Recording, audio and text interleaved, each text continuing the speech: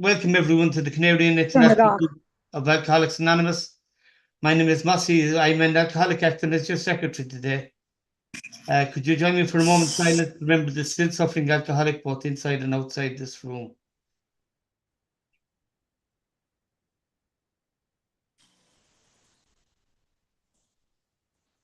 Jane, you got the preamble there? Good evening. My name is Jane and I am an alcoholic. The Alcoholics Preamble. Alcoholics Anonymous is a fellowship of men and women who share their experience, strength, and hope with each other that they may solve their common problem and help others to recover from alcoholism. The only requirement for membership is a desire to stop drinking.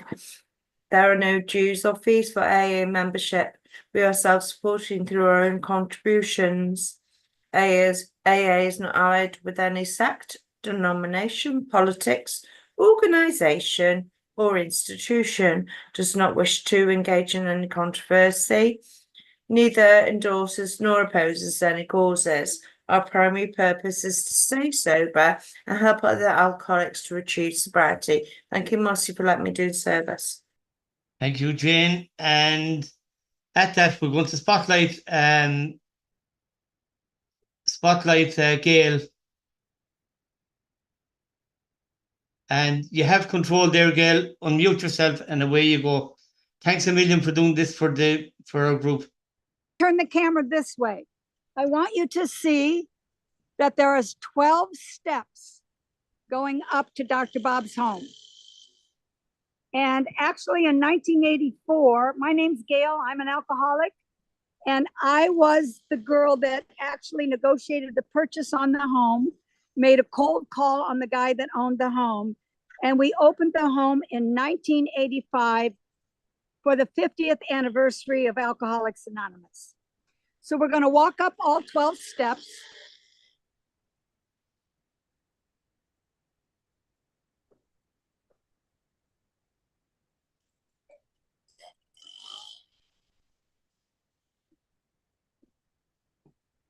And we're going to go to right next to the front door.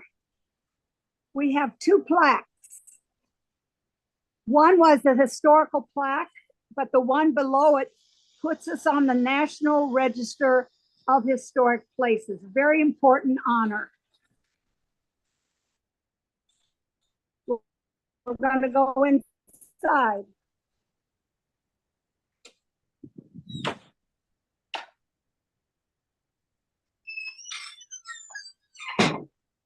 What we usually like to say at this point is welcome home. Welcome home to all of you. So way today, try to give you a tour of the house as if you were standing right here with me. So this is the home of Dr. Bob and Ann Smith. They had two behind that the picture on the mantle, and that would be Smitty and Sue. Now, Smitty was an only child, and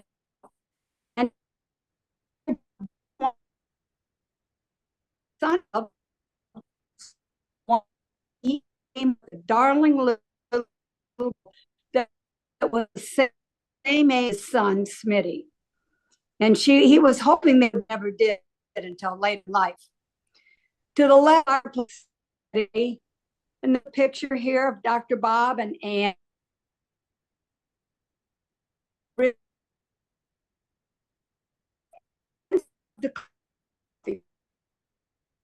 Here we go. Let's see if we do better, okay? Yep.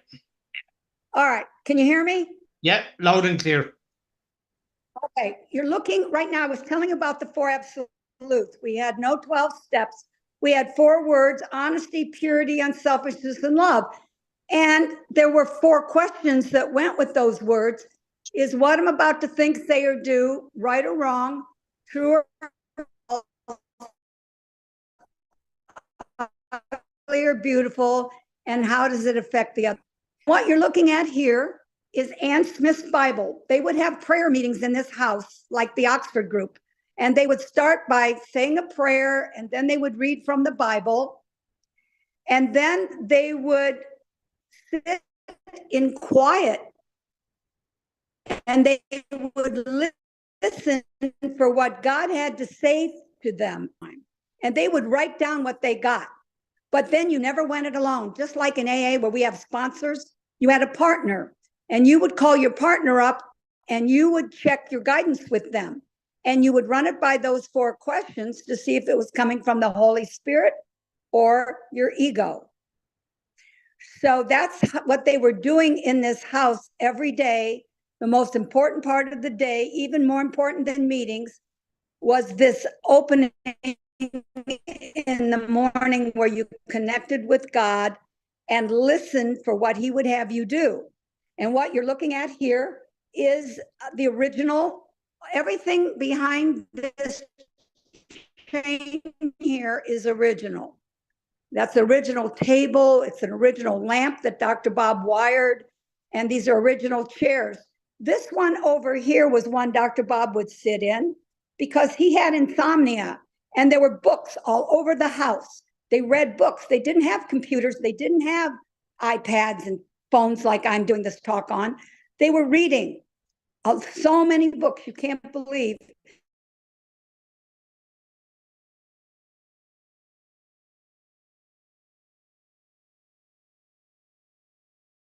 Ad that we put these books on. And there are many books that they read. And if I have time, I'll show you a library. We'll see how we do here today. The picture here is the last picture that was ever taken of Ann Smith. She is going to die, and I know my hand's shaking, but she's going to die in 1949. And Dr. Bob is dying. He doesn't look very good in that picture. He'll follow her in November of 1950. The case here is of 2 magazines that are important to Alcoholics Anonymous. When we started out, nobody knew about AA. We had no publicity. Even after the big books came out, the Reader's Digest decided not to publish a story on us. So we had about 5,000 books sitting in warehouses and nobody knew about AA. Well, somehow they got a guy by the name of Morris Markey, who worked for Liberty Magazine, to write an article called Alcoholics and God. And when that article came out, you know, there was under 100 people sober at that time. And when it came out, about 600 people came in. But it wasn't enough to save AA. What saved AA was this article here. I know there's a glare on the glass, but that's the Saturday Evening Post article. And this is the Smith copy of the Saturday Evening Post that came out in 1941 and saved Alcoholics Anonymous because 6,000 inquiries came in at that time. So it's so cool that that's the Smith copy. And here we have an old radio and we put Ann Smith on top of it because she loved the radio. She would listen to opera and political conventions. And this was the only form of entertainment they had at that time, was the radio. TV hadn't come in yet till the very end. So we have music playing from the 1940s in it now. I don't know how this is coming across to you, but it's a picture of Ann Smith and a picture of Ann here. I don't know if you can see this, but she has a cigarette in her mouth. And she's with all the people at Stepping Stones. There's Bill and Lois, and they must have been visiting for this picture to be taken. But the picture of Ann with a cigarette cracks me up. And then here's another picture of their 2 children, Sue and Smitty. Okay, now we're going to go into oh, by the way, in this living room in 1937, Bill is going to come for a visit. And they are going to count what they call noses. In 1937, 40 people were sober. and they counted them up. And at that moment, they realized that a light had come into the dark world of the alcoholic. And they then bowed their heads in prayer and ecstasy. And then they decided that they were going to need some literature and some hospitals and some missionaries. So they went down the street to T. Henry's house, which I'm going to tell you about here in a minute. And they voted with the group conscience to go ahead and write the big book of Alcoholics Anonymous. So that took place in this living room. We're now going to go into a very special room, the dining room. You're looking at the dining room table where the stories in the very first edition, which came out in this book, were written. When the big book gets written, they put stories in, and most of those stories came from Akron. And they didn't want to write those stories. So they were very reluctant. They were just newly sober, really reluctant to write those stories. And so Sue, the daughter, was studying typing to be a secretary. And she ended up typing up the stories in this machine called a typewriter back then. Today we have word processors, but some of us had to get through college on this machine, like me. So anyway, in that typewriter is a story of her husband, the 7th month slip. She married the 4th man in here in Akron. She married him, and they had a terrible marriage. Dr. Bob set it up, and it didn't work out the way he and Ann had hoped it would work out, because he did drink again. That's why he had a slip at 7 months. Nevertheless, she married Ernie G. Well, one of the things that goes with the writing of the book Alcoholics Anonymous is the manuscript that went with it. This 400 of these were sent out before the big book got published because they wanted to see what the priests and the clergy thought of it, what doctors and nurses thought of it. And before they went to press, they wanted input. They wanted some feedback. And you were supposed to write in it and send it back to Hank and Bill, who are working on the final copy.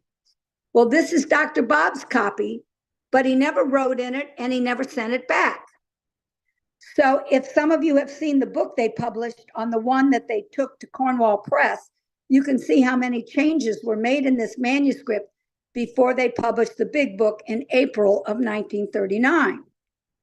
Well, in April of 39, when this book gets published, Cleveland, Ohio is going to break away with Clarence Snyder in May. The book is published in April of 39. By May, Cleveland breaks away. But Akron didn't started with the Oxford group in this home. You see, the Oxford group had come to town in January of 33. And Mr. Firestone from Firestone Tire and Rubber Company, his son had gotten sober in the Oxford group. And he was so grateful that he invited them all to Akron to introduce them to society here in Akron. And so Bob Ann and Henrietta Seiberling got involved and later got Dr. Bob involved in the Oxford group. But for 2.5 years, Dr. Bob didn't get sober because there was no identification. And so Henrietta Seiberling called a special meeting for Dr. Bob, and they did an intervention on him in this home. And they all went around the room and they shared something. And when it came Dr. Bob's turn, he said he was a secret drinker and I cannot stop. And they said, Bob, would you like us to pray for you? And he said, yes. And they all got down on their knees and prayed for Dr. Bob. And it's right after that, Bill Wilson will come to town. He'll be at the Mayflower Hotel and he'll put a nickel in the phone and he'll get a hold of Henrietta Seiberling, who's been praying for Dr. Bob every day since they had this meeting. She knows it's an answer to her prayer. And that's why she invites Bill over.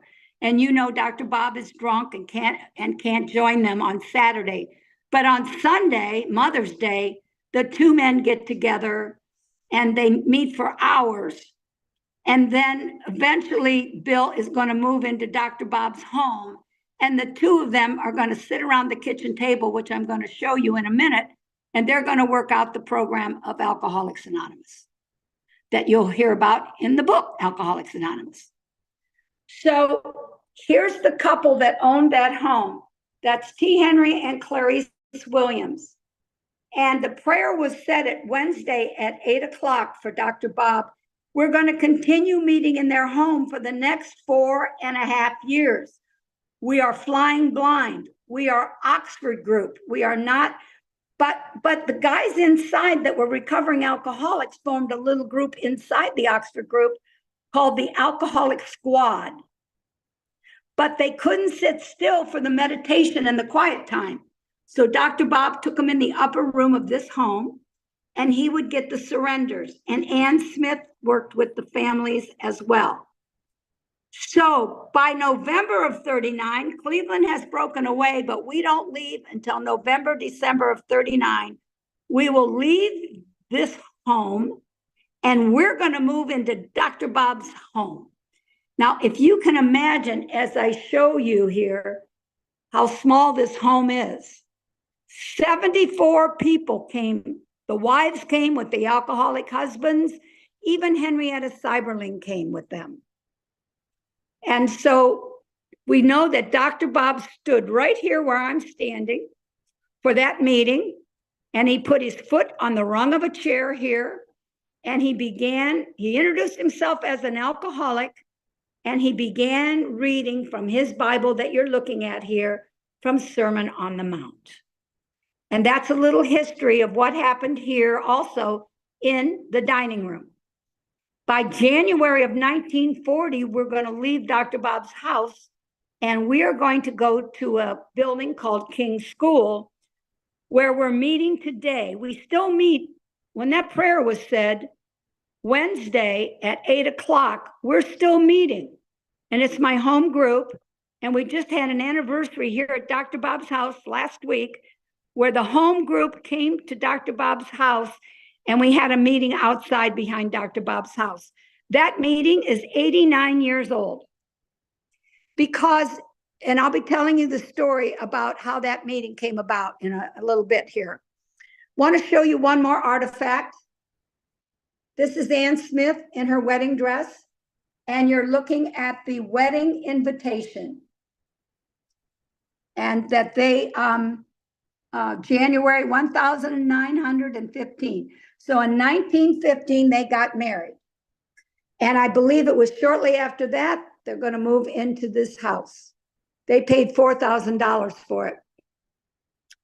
And now here's a setting where Ann Smith would hear those quiet time calls and check on people. It was called checking. And she would sit here, notice the old phone with the old cord and the old dial. This is an original lamp. I believe she painted that globe herself. When it broke, I think that's her painting. Here's a Goodyear tire. They all had these tires because Akron is a rubber town. We have Firestone Tire and Rubber Company. We have Goodyear and Cyberling. We have all this rubber going on in Akron. So every home had these tire ashtrays. And Ann Smith became quite a smoker in her later years. And then here's a phone directory back to 1939. So I think that's pretty much the, let's go into the kitchen. Here's that famous kitchen table where Dr. Bob and Bill would sit and talk late into the night, drinking coffee till about 2 o'clock in the morning. And in one of the early pamphlets in AA, everything in AA is pretty humble. Kitchen tables, coffee pots, and they called the kitchen the AA church because we used to gather around all the time and talk about AA over cups of coffee and kitchen tables. And you can visit today and have a cup of coffee here with other visitors. And there's also some potatoes in the kitchen. Now, why would we have potatoes in the kitchen? Well, that's so I can tell you about the Depression. When they were trying to help drunks get sober and people were moving into the house here and they were trying to sober them up, there wasn't enough food. They were poor, they were broke, they were hungry, but they could afford potatoes. And so if you had a potluck dinner, it would just be different potato dishes. And sometimes there wouldn't even be that. So I think we have to know that both co-founders would have said that the Depression was providential because it brought people together. Everybody's helping each other to get sober and to eat, or to go back and get a job. It's some really, really hard times when our program gets birthed. So we're going to go upstairs now. By the way, these steps used to creak when Bob would try to sneak up when he was drunk. They would make a lot of noise. And so as we go up them, that's usually what I think about.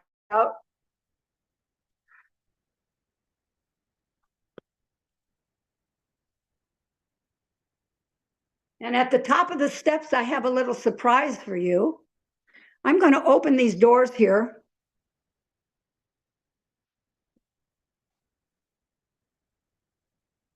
How do you like that for technology? That's an old wire recorder. And the original wire is here. And a man by the name of George Hood in 1947 came up to see Dr. Bob and Ann, and they were in their bedroom. Ann had gone blind, and she's the mother of AA. She had cataracts, and she'd had a surgery, and one eye went blind, and she didn't want to have the other eye operated on, but she was up here kind of recovering from cataract surgery. And Dr. Bob had had surgery, and their son Smitty and his wife Betty had come up to visit them. So this story takes place in their bedroom. And by the way, this is original furniture in the bedroom. And can you see that walking stick in the background there? It's to the left of the headboard. That came from Ireland. It was a gift. It's a hickory walking stick, black hickory walking stick. When Bill would visit the countries, they were given gifts from Ireland and England and the different countries that they visited. I believe the Irish gave them some linen, and he brought that stick back for Dr. Bob as well. So we have that little bit of Ireland in the bedroom. So here's the recording. This is the only recording we have of Ann Smith from the bedroom.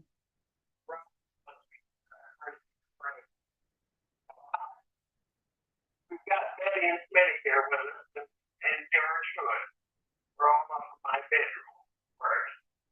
We have entertainment now. Very formal entertainment. It was very nice to invite both Bob and myself down to Bedford Hills, and we'd love to come. But at present, I imagine we'll have to stay put at 855 Ardmore. This is a new experience for me. I have the picture taken of myself. And now I'm recording, so even with a bum eye, I'm still alive and kicking. Here's the Robert. I hope you could hear that. She says, here's the Robert. So we have a recording of Bob, and I don't know if you want to hear that or not. Then we have a recording of Bill, and Bill is going to talk to Bob about, he's going to start what he calls the console, but it will later be called the conference, the GSO conference. But he's calling it a console, and he's talking to Bob about his ideas about that. And then there's something that I want to share with you. It's an old German song. Some of you might recognize it. And Bill wants to play the violin for Bob and Ann, and it's so beautiful. I'm going to try and play it for you so that you can hear Bill's love. Yes, please play Bob's recording. All right. Okay, I'm going back to Bob. Thank you for saying something. Here's Dr. Bob.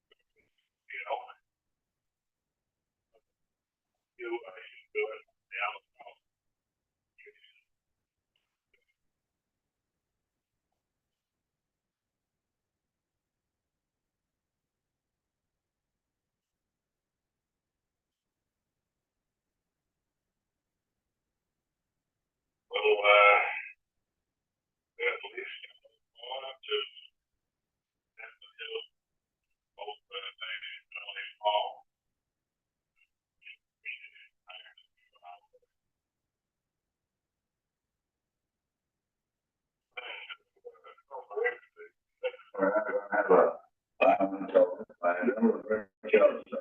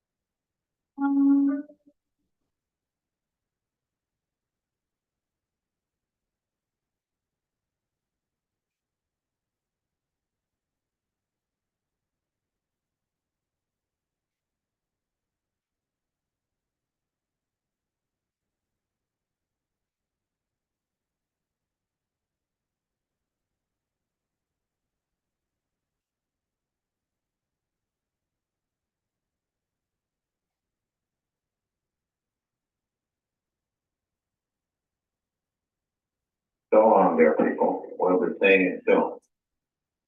That is so sweet, because what he does is he takes this machine over to Bedford Hills where he gets the other recordings.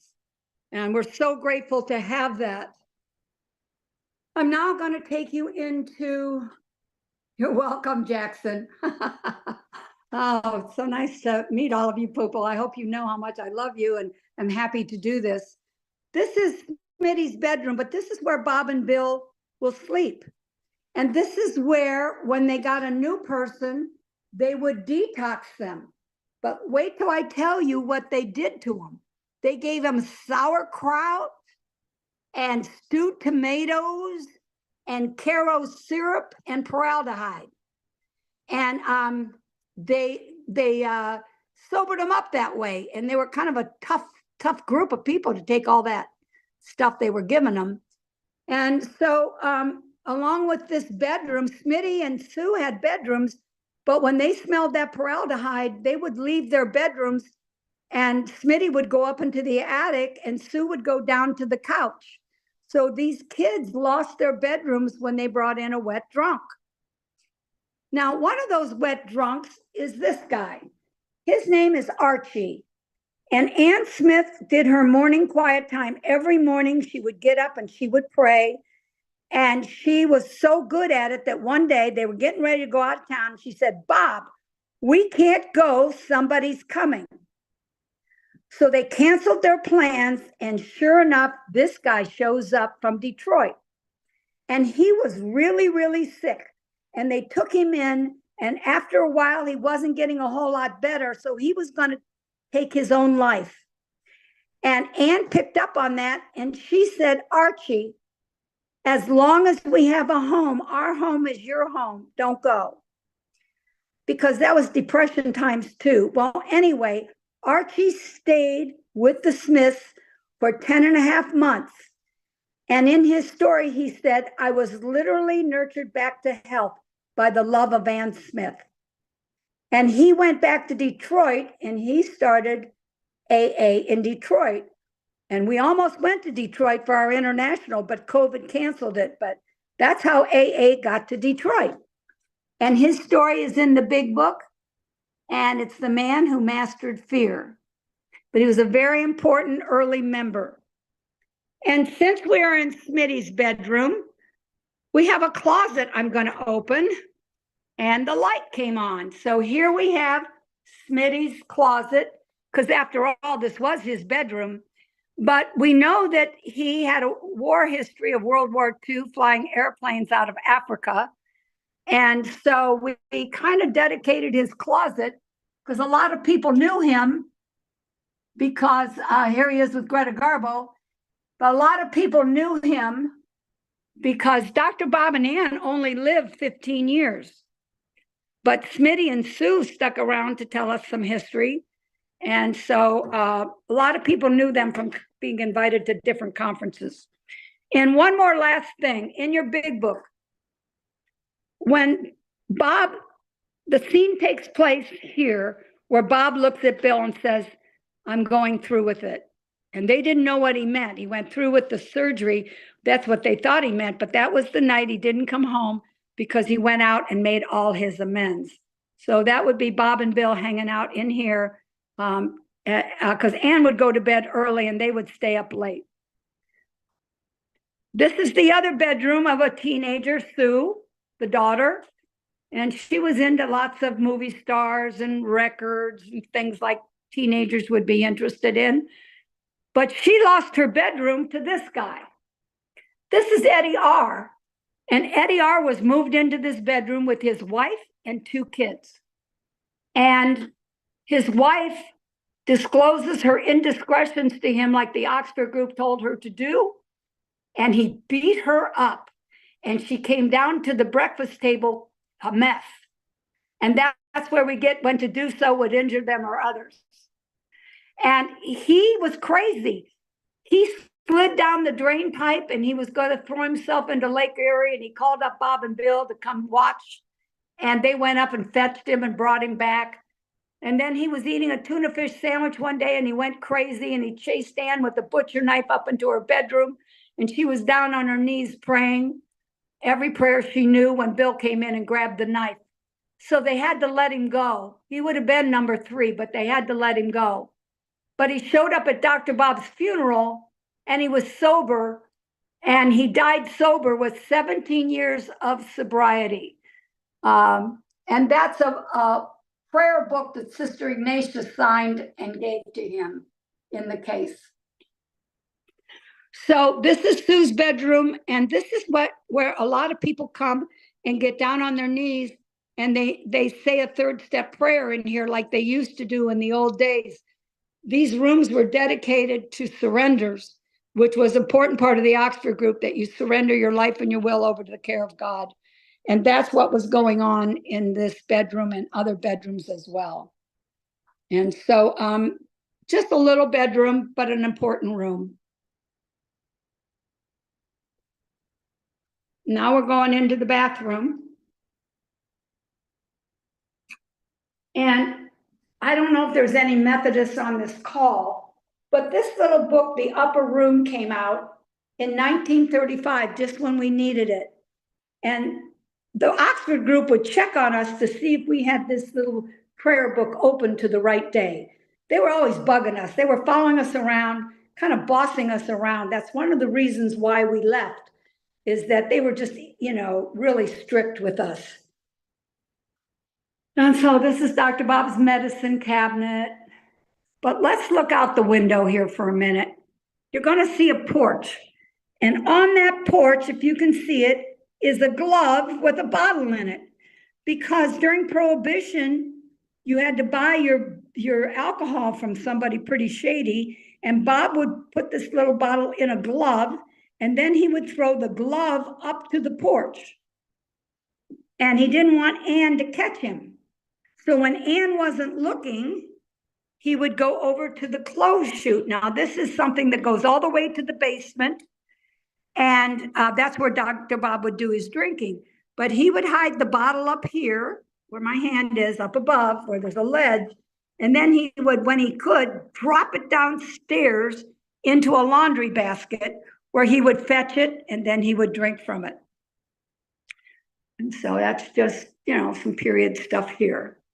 Okay, hope we're doing all right. I hope I'm doing all right for you folks.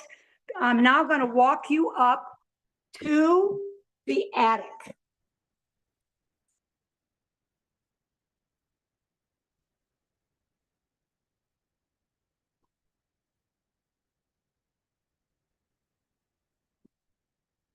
This is where the children played. But today we have many artifacts for you to see. You're looking here. I'm going to cross the stanchion here. Okay. You're looking here at Dr. Bob's baby crib and his christening gown. Both these things got passed down through the family. And behind, you're looking at 3 pictures. To the left is Dr. Bob's baby picture. I can't go any further in for you to see it, but if you could see it, it looks like he needs a drink. It's a very sober child. There's a picture of Ann with Smitty, and here's a picture of Smitty's baby picture. This is kind of the Vermont room. This is Dr. Bob's father's Bible. Dr. Bob's father never got to see him get sober, but if you read in Dr. Bob and the Good Old Timers, you'll hear how hard that man worked to keep his son sober, how many times he brought him home and sobered him up.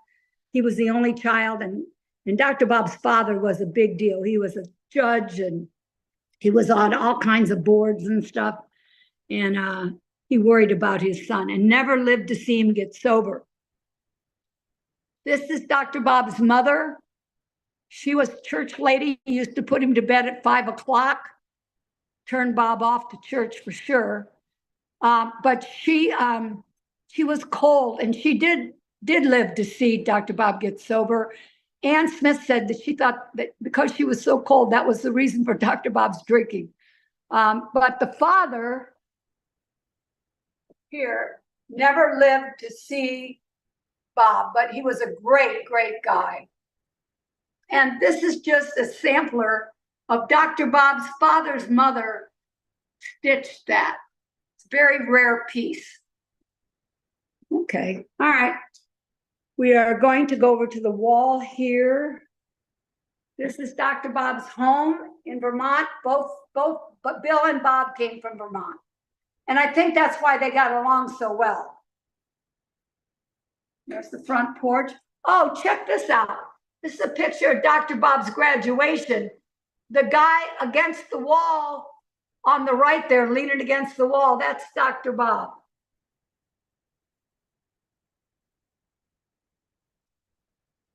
And this is his church.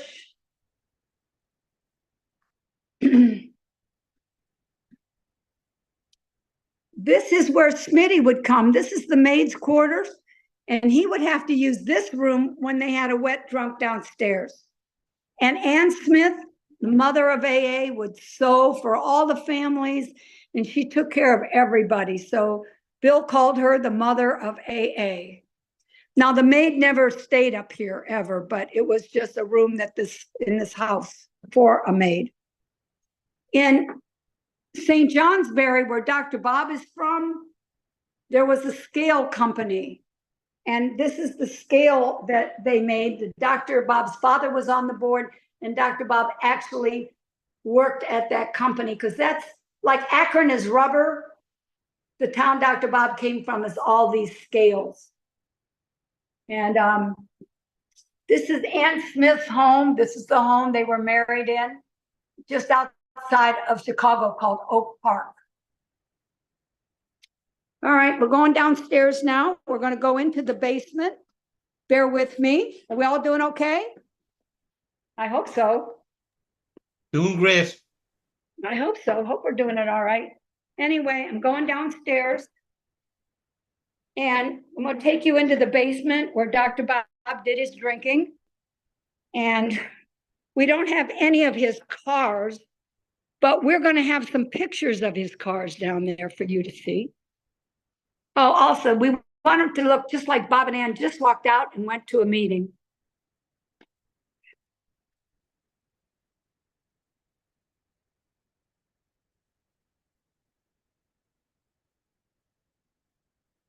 This is where they did the laundry.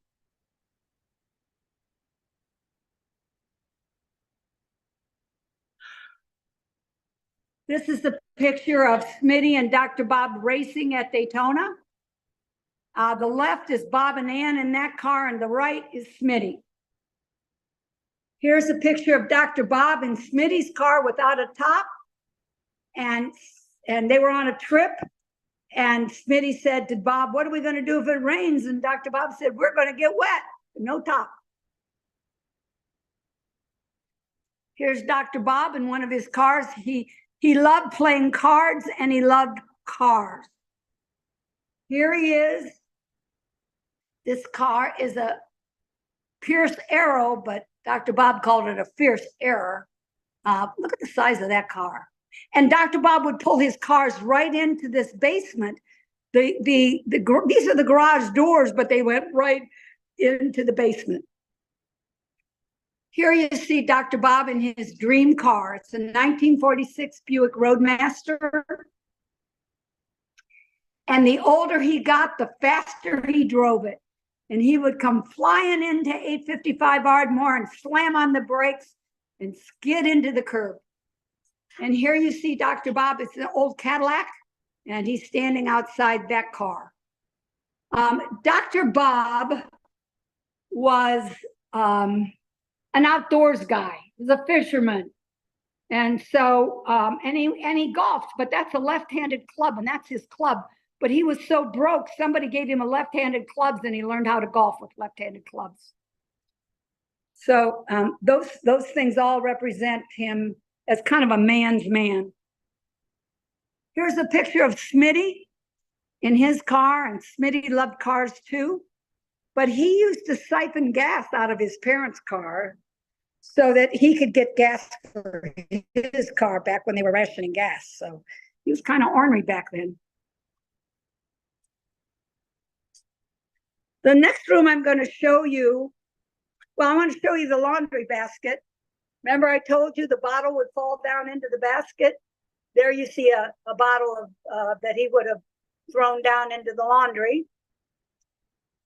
And now this is an old coal bin where they had coal to keep the furnace and stuff going. And Dr. Bob would hide his bottles like you see right here. I don't know if you can see that bottle. There's a bottle there. He would hide them everywhere here. And his last beer was, you know, when he went to the hospital, he drank Burkhart beer. So everybody likes to know, well, what was his last drink? We think it was a Burkhart beer. We had a brewery in town that had that beer. So the rest of the basement, just he loved cars. There's some of his manuals and an old fruit cellar. And that's pretty much the tour of the house. Let me see, what time do we have? Pretty good, 3:50. That's pretty good. So if you want more, I can give you more, but we want to stop there, and I want to see if you have questions or if there's anything more I can do on this tour for you. Okay? I'll sit right down here at the kitchen table and wait to see what you want to do.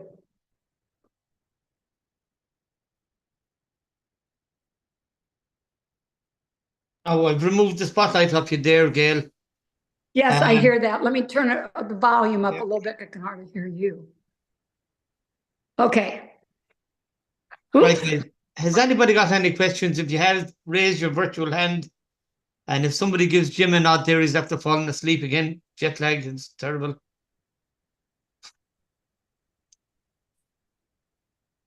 How'd it go? Did it go okay? It went okay. At the start, we lost the audio at the start, but we can rectify that again before we send it out to the general public. How's that? Okay. I have the technology. I'll work with you.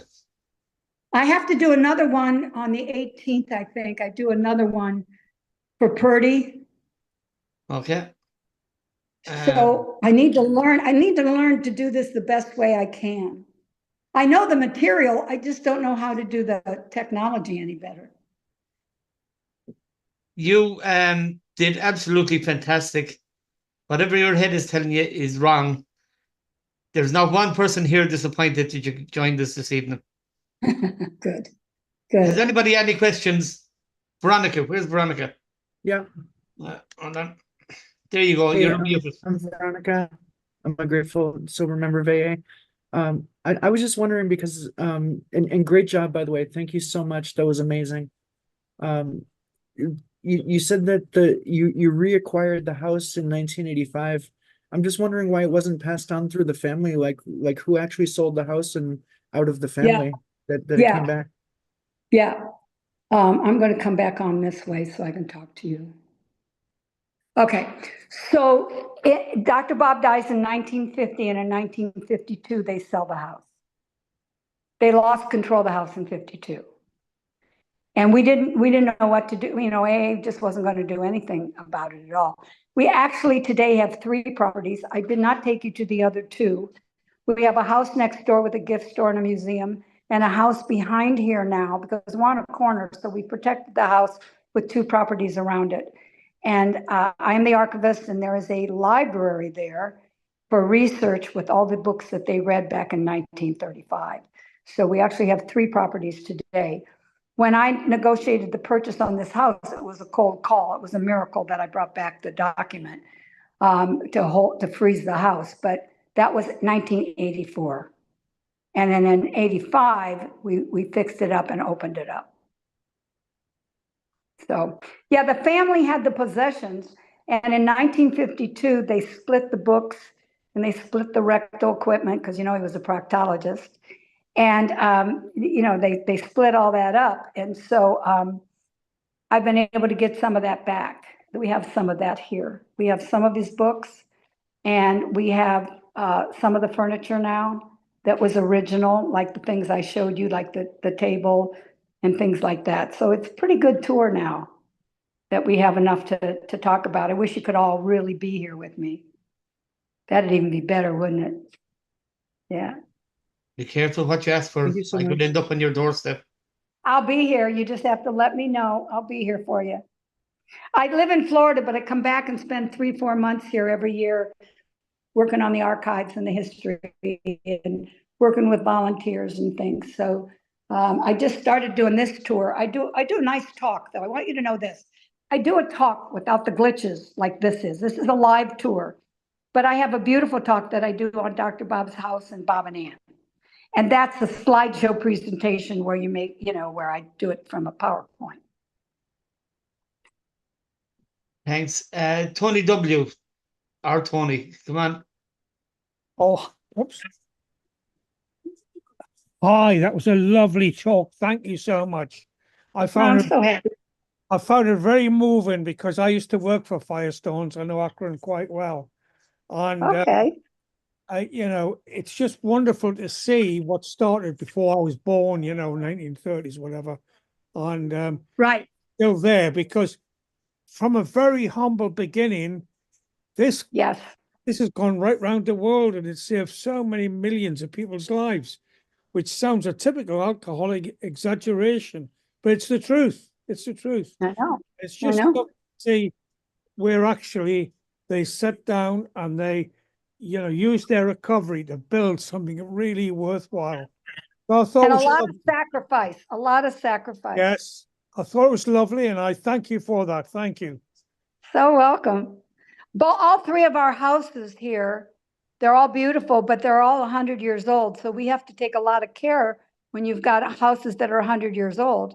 And then you look at the old phone and you look at the old typewriter. And when kids come in, they don't know what to make of that. When kids come in and visit with their parents, I just kind of gear the thing to them and say, look what we were doing back 100 years ago. Look at that. Now I'm talking to you. I'm talking to you guys on a phone. The most I could have done is talk to one person, and it couldn't have gotten more than 10 inches away from the phone. We were just chained to the wall. So we've come a long way. Nice to meet you. Glad you enjoyed it. Thanks. Before I bring in Julie, when Julie's finished, I'm going to bring on somebody, Roseanne, and I'll tell you why afterwards. We'll swing you over to Julie. Okay. There you are, Julie. You're unmuted. Hello. No, I haven't got any questions. Just to say it was an amazing tour and it was very, very, very interesting. Thank you very much. Oh, thank you. My first time. It's my first time doing it. I mean, I do it all the time in person. I've just never tried to do it on a phone. And I want our job over here. I want other board members to start helping to do this so that we can reach more countries. No, you did jolly well. Very interesting. Thank you. Jolly well. Thank you. Thanks. Thank you. Thank you so much, Julie. And again, I want to thank you again, Gail, because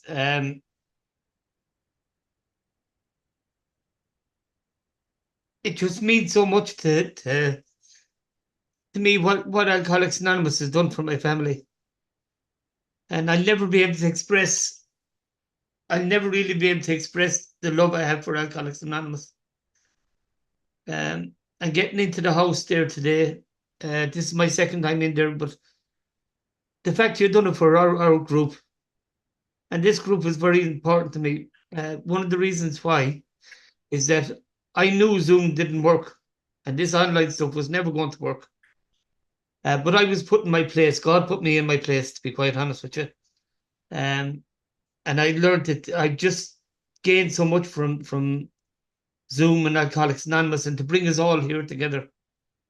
It's just changed everything for me. I'm going to hand you over to Roseanne. Before you do that, I want you to know that I can do a lot for you without being here at the house. I have other talks on history that I do if I can help in any way. You're walking yourself into trouble, love. Stop digging. I asked for it. Okay. Okay. Stop digging. You don't realize who you're talking to. I'm going to hand you over to Roseanne. You started off before people came in speaking about Sister Ignatia. Well, would you believe it? We kind of bumped into a relation of hers, and we found her birthplace, and myself and Roseanne are going to do a little presentation on it at a later stage. But I'll hand you over to Roseanne. Roseanne is a bit of a historian herself. Good. So I'm going to hand you over to her. Yeah, thank you. And he's just after digging a hole for me as well. Hi, Gail, and hi everybody. Hi. My name is Roseanne. I am an alcoholic, and I posted something privately to Massey, and then I said to him, please share with Gail what I said, and what I said was, and I have to compose myself here now. When you walked up the 12 steps to the front door, it got me. It's like I was there. And then you brought us into the house. Now, I have done this tour several times, not in reality on this platform. And then you said, welcome home. I had the privilege of celebrating on the 2nd of July, which was Tuesday, 30 years of continued sobriety. I got sober while I was living in New York, a rip-roaring lunatic. And I'm now back living in the west of Ireland. And I am a bit of a history geek. Simply because when I got sober, I was told to do exactly what I was told. What I was doing wasn't working. And when I was handed my first copy of the big book at my second meeting, I was told everything I know is in the front cover of the big book. So I very quickly opened it. Wasn't I surprised to notice that it was blank? So you're going to be very busy now for the next 6.5 months, because you'll be back here nearly every other week doing stuff for the Canarian group, because we can never know enough, as far as I'm concerned. Don't drink, go to meetings is not enough. We need to know why all this works. And you've just helped the understanding of all of that. As you were sharing, I was sending stuff to Massey, whom I hope will share with the rest of the international Canarians, because I believe we need to know this stuff. You know, if we don't realize what the history is, we're doomed to fail. It's as simple as that. You don't know how to apply it because you don't know where it came from. Exactly. The steps, the traditions, and the concepts came from our history. Bill codified it. He codified it. So when you understand the history, you understand the application. Yeah, absolutely. Absolutely. And again, another privilege. I have many privileges, and I didn't realize, all these connections. I live 23 minutes away from where Sister Ignatius was born. So I'm on a mission now in the next week or so, because Massey wants me to be. So, but to be fair, it's to carry this history to all you other people. Carry the message. It's the Absolutely. message. And I got sober in 1978. Wow. And the program was only 43 years old. And I got to sit in the room with the old timers and Dr. Bob and the good old timers. So I carried them in my heart. And I got to go up to St. Thomas Hospital. She was no longer there. She had gone to Cleveland in 1952 after Dr. Bob died. And she started a hospital there with Dr. Bob's initials. She called it Rosary Hall Sanitarium, right? RHS, yeah. But I felt her here in Akron because I would go to her chapel at St. Thomas Hospital, which was the holiest spot on earth. It was her chapel, stained glass windows, marble altars. It was beautiful. And it was an AA chapel, and we all prayed in there for many, many years. Her organ was there. She played it for Dr. Bob, but sadly, they just tore it down. And they've taken the stained glass windows and the artifacts, and there'll be 2 museums here for her. One will be at the hospital of Summa, but the real Catholic ordained stuff will be at a Catholic high school, St. Vincent's. So you will see remnants of her here. We have a plaque here by her, and then I showed that painting that we just got that was always taken to her mass in Cleveland. And we do have a few artifacts here from her so we can keep her story alive. But if you have any questions, don't hesitate to get in touch with me. Just, they'll give you the information if you call Dr. Bob's house. Thank you so much. Oh, thank you. It was a privilege. I love Alcoholics Anonymous, and we're one big family. We all have the same last name, Alcoholic. So I love being with you folks today and want to do all I can to bring our history closer to you. Thanks, Roseanne. Speaking of history, we've the old dinosaur himself, Mick the Ferret. My name's Mick and I am an alcoholic, and by the grace of God in this fellowship, I don't need to take a drink. Gal, I put my hand up because I wanted to thank you and Mossy. And I don't usually thank Mossy for anything, only laughter, for putting yourself out and doing this tour. Now it looks like we're going to have history lessons as well as old timers and people from the big book. And I'm going to hope I'm going to be on it. Thank you, Gal. Thank you, Mossy. Yes, thank you. Thank you. Appreciate that. Rosalind, you're next up there. Oh, Yeah, it's yourself. yeah, I'm muted. You're unmuted. Yeah. I hear you. Oh, lovely. Thank you, Mossy. My name is Rosalind, and I'm an alcoholic from the southwest of England. I'm down in a place called Somerset, Gale. But I just wanted to thank you. It was quite by chance that I came on because the meeting I was on earlier was called the Lifeboat Meeting, and Lee said that afterwards there was going to be this film. Well, thank you for the journey you took us on. How beautifully you did it. And, you know, the technology at the beginning, I thought you'll never do it. And now we see your face. But how you took us right back there. Just as if you had come in. Yes. It was, that's what I would have done with you. Yes. Yes. It was, and the modesty of it all, and you know, and the generosity of how it started, of those people. How lovely. And the children having to vacate their rooms and go to the attic, but they became wonderful people. There we are. Well, what a privilege it was to see you and to see everyone tonight. Just thank you again. Thank you, because now I think I know how to do it better. I won't do it on the iPad. We found out the iPad doesn't work because it jams up with the technology, but the phone did work out. Perfect. And I tried to hold it steady. Maybe next time I'll have a tripod. I tried to hold it steady. So if you got anything out of it, I'm glad, because I have to do another one for England coming up in 2 weeks. You did well. You did all right. brilliantly. Good. Thank you. I'll do better. I'll keep getting better. Leslie, you're next up there. I'd like to thank you, Mossy, and thank all the co-hosts. It's been absolutely wonderful. Gail, thank you so much. I wondered, when you said Eddie R, is that a member, was his surname Riley with an E? Yes. Yes. Oh, okay. Eddie Riley, yes. Right, thank you so much for highlighting that for me. Also, right after that, they went and got Bill D. The next guy is Bill D.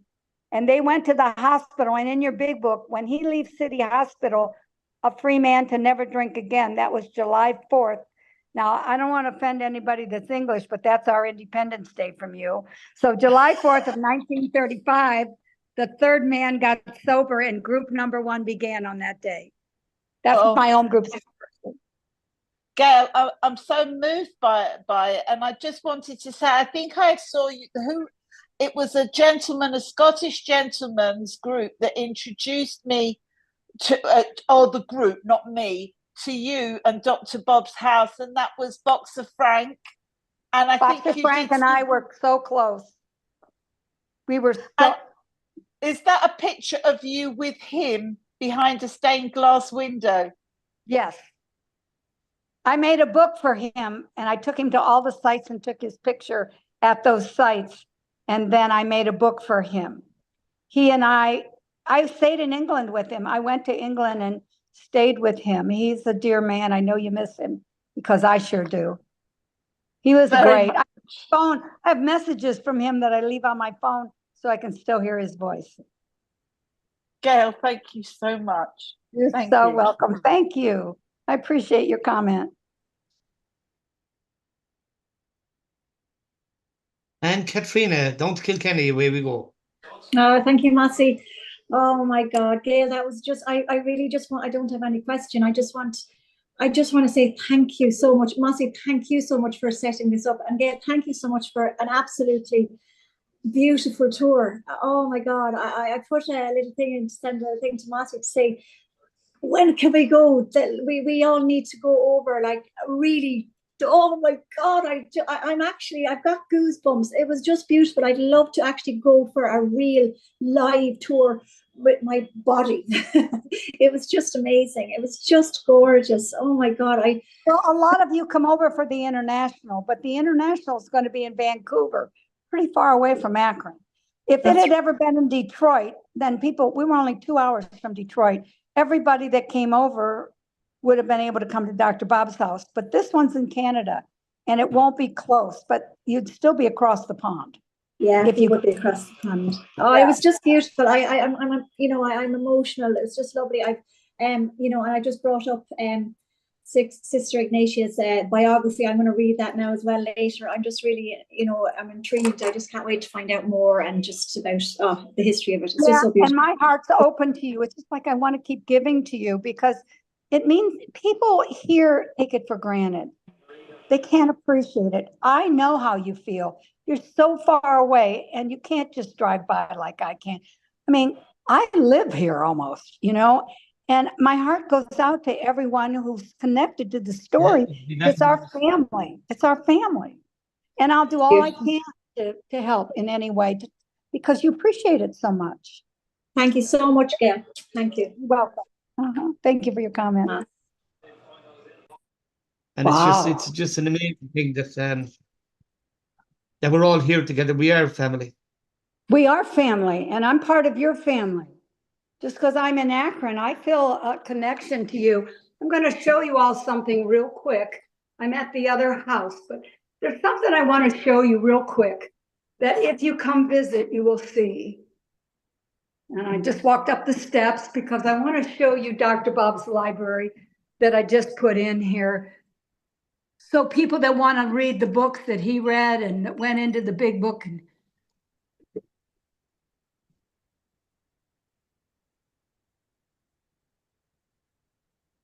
Can you see it? Yeah.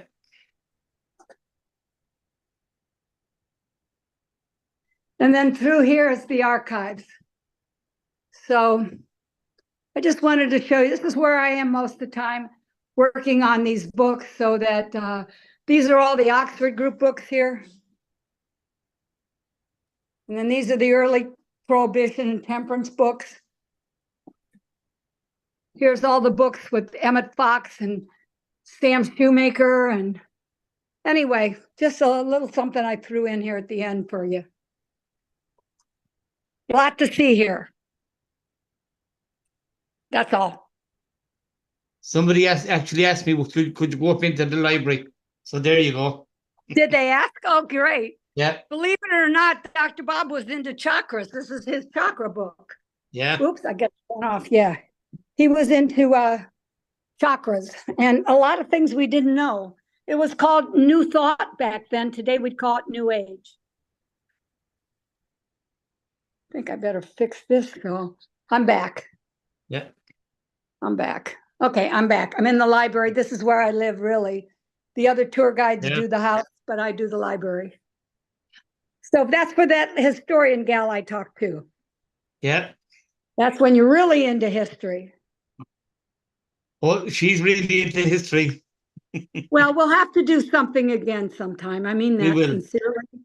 I do will. about 10 talks. I just did one on the Oxford group, which has a lot to do with England because a lot of the Oxford group was over there. A lot of the Oxford group people, that's why they called it the Oxford group, because there were so many people in this group from Oxford. And that's pretty interesting, but it's not for everybody, not like the house. It's more about how we started, how Bob and Bill started, and where the principles came from. Yeah. The group, Gail, I want to thank you again. So you're an glad that excellent we were star. able to do it. I learned a lot. Maybe it'll be easier next time because we did it this time. So thank you very much. You did it Thank you. perfect. Who did Thank I ask you. to do the promises at the end? Oh, Annie, you're celebrating 3 years. If you could do the promises for us, Annie, we'll finish up this serenity prayer and we'll get the old dinosaur to lead us off with this serenity prayer, will we? Brilliant. Thanks, Mossy. Annie Alcoholic, thanks very much, Gail, for your service. It's been really, really useful. Promises. If we are painstaking about this phase of our development, we will be amazed before we are halfway through. We are going to know a new freedom and a new happiness. We will not regret the past nor wish to shut the door on it. We will comprehend the word serenity and we will know peace. No matter how far down the scale we have gone, we will see how our experience can benefit others. That feeling of uselessness and self-pity will disappear. We will lose interest in selfish things and gain interest in our fellows. Self-seeking will slip away. Our whole attitude and outlook upon life will change. Fear of people and of economic insecurity will leave us. We will intuitively know how to handle situations which used to baffle us. And we will suddenly realize that God is doing for us what we could not do for ourselves. Are these extravagant promises? We think not. They are being fulfilled among us, sometimes quickly, sometimes slowly. They will always materialize if we work for them. Thanks, Annie. And again, congratulations. Nick, do you want to lead us out with this friendship prayer? Yeah, I'd like to thank you again, Mossy and Gal, for a wonderful evening. Love you all. No, and I'd like you, if you would, to join me in the Serenity Prayer using the we version. God, grant us the serenity. serenity. Things we cannot change. We cannot To change the change. things we can. And wisdom to know the difference. Wisdom to know the difference. I will, not mine. Bye, Gail. Oh, Thank God you bless. so much. Thank you, Gail. Thank you, Gail. Mossy. Thank you, Gail. Thank you. Bye. Thank you.